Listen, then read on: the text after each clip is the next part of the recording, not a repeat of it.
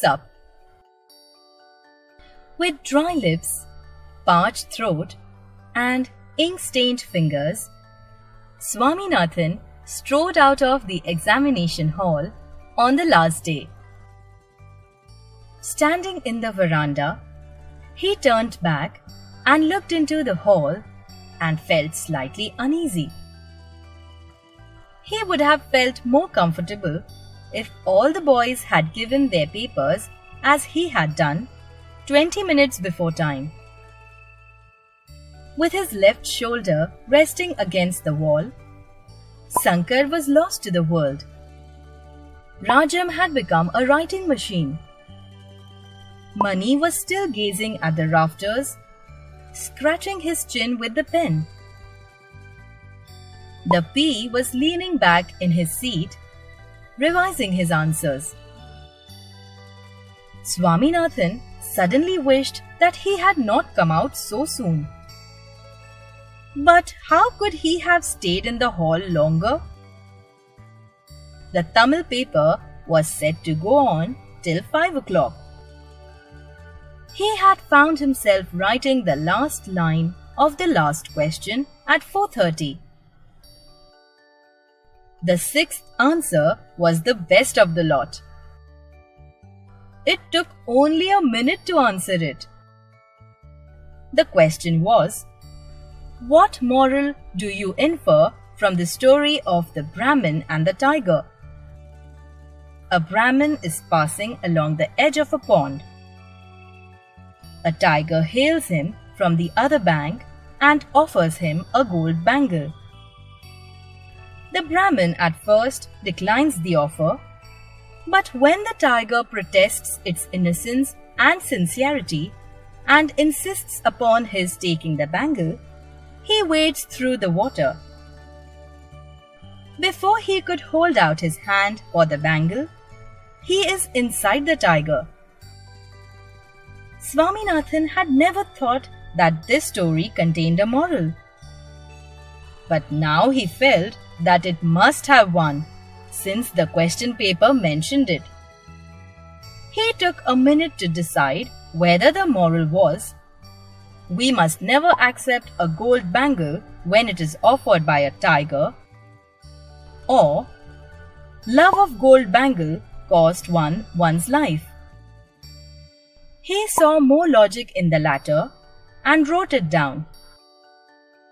After writing, he had looked at the big hall clock. Half an hour more. What had he to do for half an hour? But he felt awkward to be the first to go out.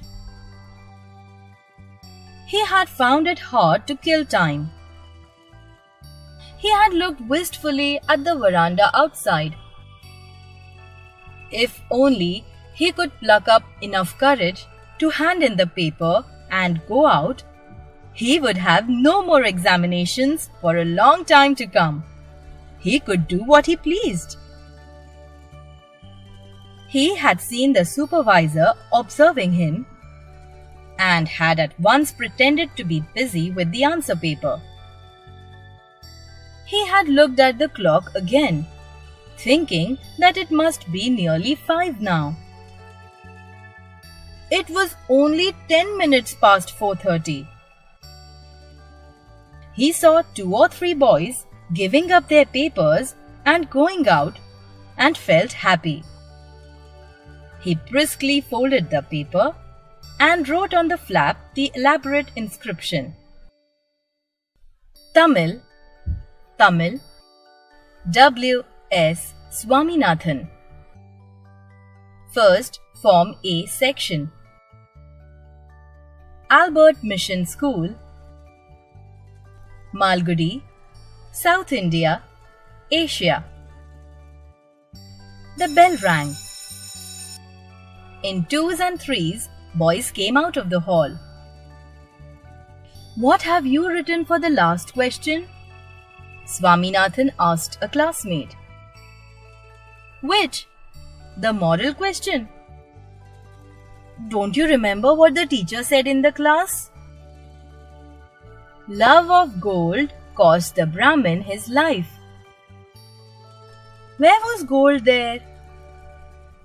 Swaminathan objected. There was only a gold bangle. How much have you written for the question? 1 page, said the classmate. Swaminathan did not like this answer. He had written only a line. What? You should not have written so much.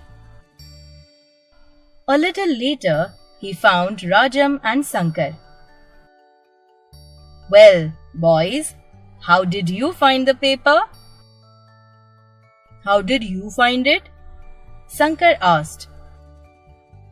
Not bad, Swaminathan said. I was afraid only of Tamil, said Rajam.